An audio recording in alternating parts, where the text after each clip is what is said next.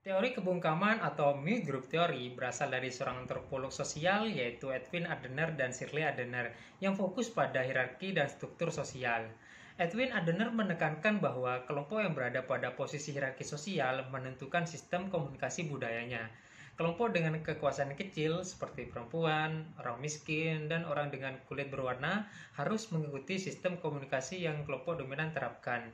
Jadi, kelompok dominan yang ada di dalam teori kebungkaman atau mute group teori inilah yang mendominasi atau memegang kekuasaan. Mute Group Theory merupakan teori komunikasi dalam aliran kritis. Aliran kritis memiliki 4 ciri. Yang pertama, fokus pada isu ketidaksamaan. Yang kedua, fokus pada isu konflik kepentingan di masyarakat. Yang ketiga, memahami pengalaman hidup masyarakat. Yang keempat, memahami pengetahuan sebagai teori. Mute Group Theory jelas merupakan teori yang fokus pada isu ketidakadilan gender. Karenanya merupakan teori dalam aliran kritis. Selain itu, teori ini dapat dipahami dengan mengetahui paradigmanya. Mute Group Theory termasuk teori berparadigma subjektif yang memiliki artian. Paradigma yang dianggap bahwa pengetahuan tidak mempunyai sifat objektif, melainkan bersifat interpretatif. Paradigma ini bisa dibagi menjadi 3, yaitu positivisme, konstruktivisme, dan kritis. Yang pertama saya akan menjelaskan contoh dari feminis mute group theory. Dan contoh ini saya ambil dari cerita yang berjudul Untuk Apa. Cerita ini bercerita tentang pro dan kontra adanya khitan pada perempuan. Mungkin di satu sisi tradisi atau budaya, perempuan diharuskan melaksanakan khitan. Namun di sisi medis, hal itu dianggap haram karena justru akan melukai organ vital perempuan. Sebelum kita ke penjelasan, saya akan bercerita singkat tentang judul tersebut. Pada suatu hari, ada seorang gadis kecil yang berusia 11 tahun. Ia diajak oleh ayahnya pergi ke suatu klinik kecil di daerah Bukit Tinggi. Nah, pada saat itu, sesampainya di sana, ayahnya menjelaskan bahwa ia harus dikhitan untuk penyempurnaan dirinya sebagai perempuan. Setelah kejadian itu dan setelah berpuluh-puluh tahun, gadis kecil itu terus memikirkan, sebenarnya seperti apa sih penyempurnaan diri sebagai perempuan itu? Penjelasan dari cerita tersebut, mungkin sebagian besar perempuan akan dikhitan tuh pada saat ia masih kecil. Bahkan beberapa kasus perempuan dikhitan tuh pada saat ia masih bayi. Pada saat itu tentu saja perempuan tidak tahu bagaimana dan apa kegunaan khitan tersebut. Yang mereka tahu hanya keputusan dari orang tua dan tradisi yang memaksakan perempuan itu harus melaksanakan khitan tersebut. Nah, dari cerita yang bisa kita ambil dari atas, bahwa perempuan itu dibungkam dan masyarakat menganggap bahwa men as the gatekeepers of communication. Jadi karena pemuka adat itu sebagian besar adalah seorang laki-laki dan pengambil keputusan di dalam suatu keluarga itu adalah seorang ayah, dan setiap tradisi yang dilakukan oleh kaum perempuan itu atas persetujuan kaum laki-laki. Hal ini terjadi karena atas adanya dominasi dan peran gatekeeper atas komunikasi dan informasi yang berkembang di masyarakat. Itu tadi contoh dari feminis mute group theory. Feminis mute theory atau yang lebih dikenal dengan kelompok teori bungkam ini berfokus kepada komunikasi yang lebih memiliki tujuan tertentu. Menurut Richard Weiss, terdapat 3 asumsi teori kelompok bungkam yang telah dikemukakan oleh Kramare. Yang pertama, wanita memandang dunia secara berbeda jika dibandingkan dengan laki-laki karena pengalaman wanita dan laki-laki yang berbeda, yang akhirnya itu akan berakar kepada pembagian pekerjaan. Contohnya seperti laki-laki yang menjadi tulang punggung keluarga sehingga ia bebas untuk melakukan kegiatan atau pekerjaan di luar rumah. Sedangkan wanita harus bisa mengurus seluruh keperluan rumah tangga dan berdiam diri di rumah. Yang kedua adalah dominasi politik. Di sini persepsi seorang laki-laki akan dapat menghambat ekspresi wanita. Mengapa bisa dikatakan demikian? Karena di sini suara laki-laki lebih diyakini benar oleh beberapa kelompok orang daripada suara wanita. Contoh lain seperti sangat jarang ditemui bahwa seorang wanita memimpin politik ataupun pemerintahan. Yang ketiga, untuk dapat diterima di sana, seorang wanita harus menyesuaikan mereka dengan model ekspresi yang telah diyakini oleh sekelompok kaum laki-laki. Karena di sini suara wanita yang sangat sekali jarang didengar dan diterima oleh kaum laki-laki khususnya, biasanya kaum wanita mengubah ekspresi atau suara mereka melalui jalur bawah tanah. Contohnya seperti mereka menulis di dalam jurnal, kemudian melakukan aktivitas lain seperti menenun, menjahit, dan lain sebagainya, sampai suara atau aspirasi mereka didengarkan. Dasar dan asumsi teori kelompok bungkam ini digunakan untuk tujuan menganalisis proses pembungkaman budaya terhadap perempuan, khususnya dalam media, karena adanya perbedaan itu tadi, wanita dan laki-laki yang memiliki perbedaan pengalaman, yang akhirnya berimbas kepada adanya bias gender di sini.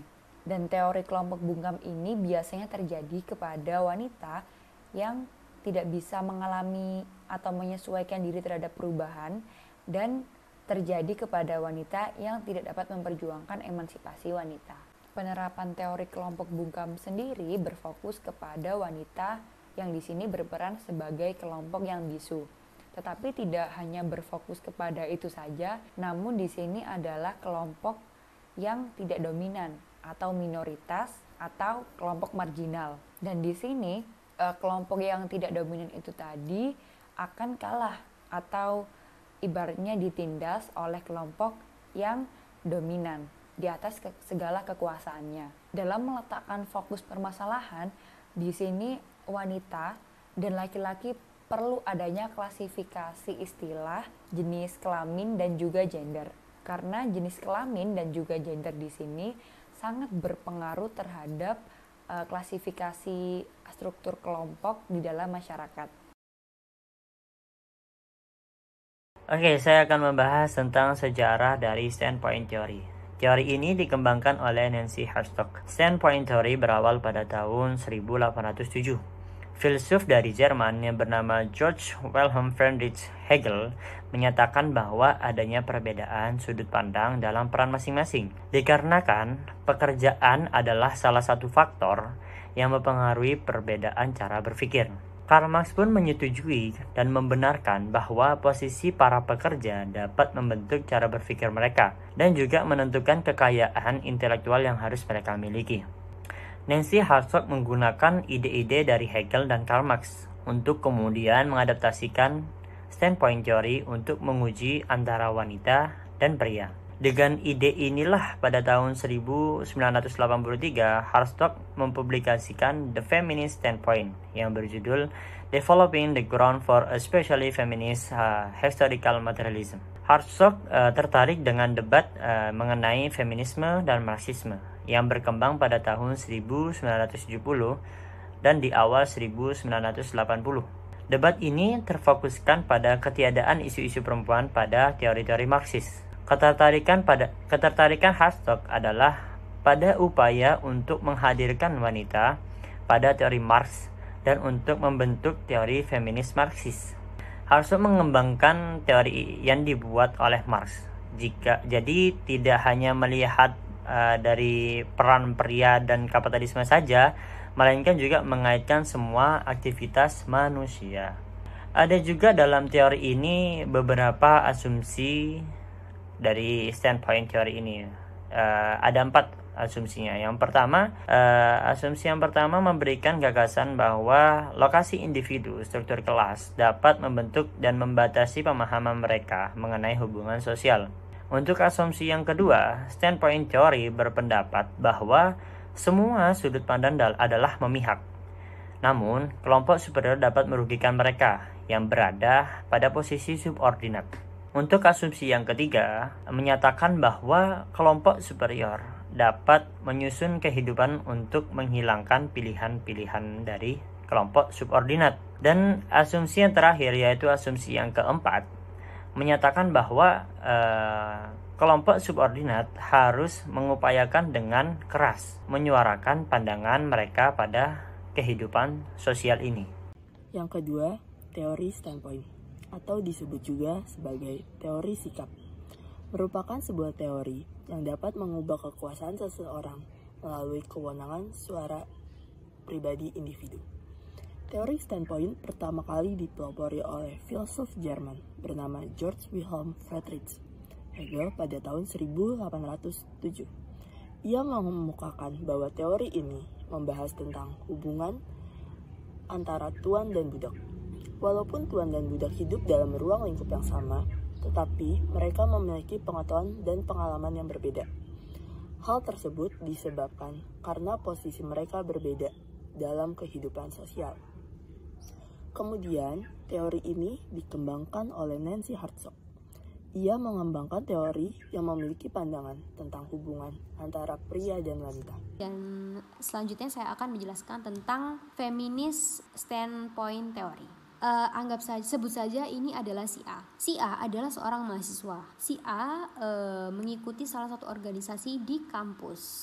Pada saat si A ini menjabat, menghilangkan sejumlah uang organisasi tersebut dan mengakibatkan si A ini terpaksa untuk menghilang. Namun sebelum ia menghilang, ia menitipkan surat dan sejumlah uang di kamar kosannya. Dan surat itu berisi bahwa ia berjanji bahwa si A akan melunasi hutang dan mengembalikan uang tersebut. Nah, pada saat itu ternyata si A sudah dijemput oleh orang tuanya dan ia bekerja di dia menghilang untuk bekerja di salah satu perusahaan dan menjadi staf administrasi. Dan pihak kampus tidak diam karena pihak kampus juga mencari keberadaan si A ini.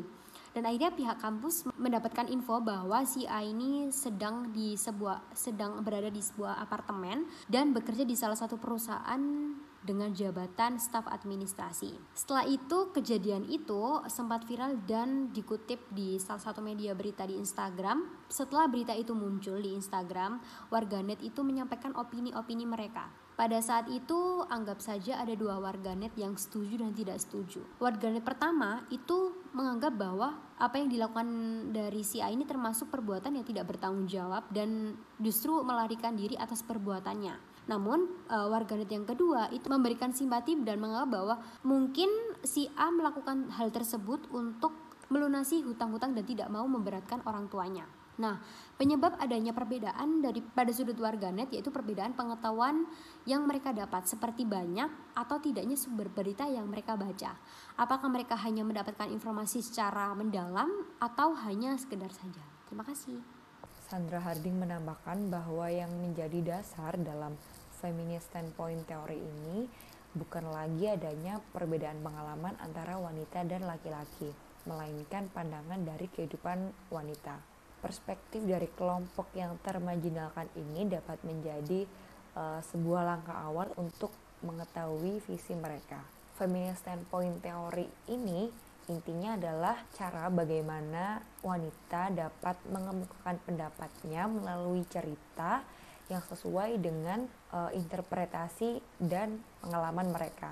Yang dalam penelitian ini digunakan untuk mengetahui bagaimana pesan yang ingin disampaikan oleh sutradara sekaligus penulis dari film Marlina the Murderer in 4X yang melalui tokoh Marlina sekaligus menjadi aktor di dalam fokus penelitian ini.